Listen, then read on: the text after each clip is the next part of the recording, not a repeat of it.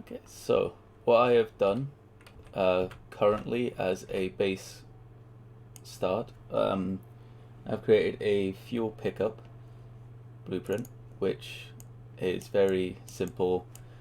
When the character runs over it, it will increase the player's fuel, which I've set in the character, which I'll show in a minute. When they run over it, it will add 0.25 to the fuel, with the maximum being 1, and it will then destroy the actor on the floor. I have done the same thing for a health drop, but just to make sure it worked, I made it so that it was taking away 0.25 health out of a maximum of 1 with a boolean. This is not a boolean, a float. That is to make sure that it is a percentage, not like 1 to 100. It could be an integer, but I felt that floats would be easier to use. I created a simple HUD. This has my health bar, the fuel bar, and timer, and the 3 different power-ups that I have created.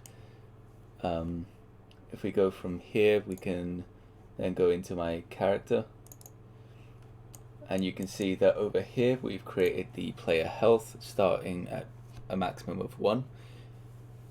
This is a float type, and the same with fuel, and they will start with nothing.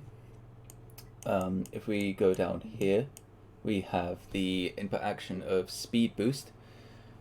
That is one of the first power-ups that will speed the player's movement up. It will double it. We've got input actions, which I went through edit, project settings, and inputs, and binded them to the keys 1, 2, and 3, and they will show up in order on the side. I will also add a menu system that explains everything, but at a later point. But when the input action is pressed, I want it to check if the player has at least 0.1 fuel to actually use the power-up. If it doesn't, it will print a string that it doesn't have enough fuel. If it does, it will then take away 0.1 fuel and double the player's movement speed and say the speed boost is activated. It will do this for 5 seconds before going back to normal and printing that the boost has run out. I did this delay just to make sure that the speed boost doesn't go on forever. Next up we have the jump boost, or technically it's a anti-gravity power-up. I did the same thing again with the input action into a press to make sure that they have enough fuel. Again, 0.1. If they don't have enough fuel, it will print that there's not enough fuel.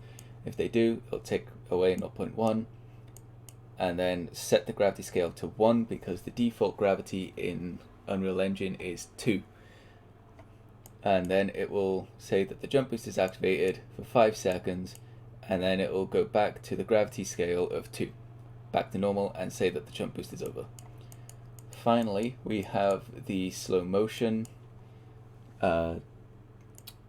power-up, which again, if the input is done, it will check to make sure that they have enough fuel, this time being 0.2 due to it being a more powerful power-up. And then if it doesn't have enough fuel, it'll print not enough fuel. If it does, it'll take away 0.2, set the global time dilation to 0.5 so it's half the speed, say that it's slowing time for 2 seconds before it returns to normal. And if we wanted to see this in action, we can go here. You can see that my timer is ticking down right in the middle. You've got our power-ups on the left-hand side, which I will eventually add a animation to. If we jump up here, it will put fuel into the fuel bar in the middle. If we press 1, it will speed up the character, and it says speed boost activated in the top, and then it will say boost ran out, and it goes back to normal. If we pick up the health, because I said earlier that I'm taking away the health just to make sure it works, I'll change that at a later point so that picking up the health boost will actually increase health. And then if we check our gravity boost, as you can see, we can't reach here normally. But if I press 2, it allows us to jump up here, and then it will jump boost over, returns back to normal. And for our slowing down time, if we press 3, slowing time for 2 seconds, and then it will go back to normal. If we go in here, this is how I've done the timer. I put minutes as 5, due to this being a time limited level. You'll have 5 minutes to complete the entire level once it's finally finished. Did this as an integer with seconds, and then the delay of 1 second, instead of it ticking every frame, it will delay 1 second, then set the seconds to -1, and then go back again. If the seconds are below 0, it will take away 1 from the minutes and set the seconds to 59. And then again, if the minutes goes below or equal to -1, it will print the string out of time. Now I will be adding a out of time screen, like a game over type screen, but that will also come in when I make the menus.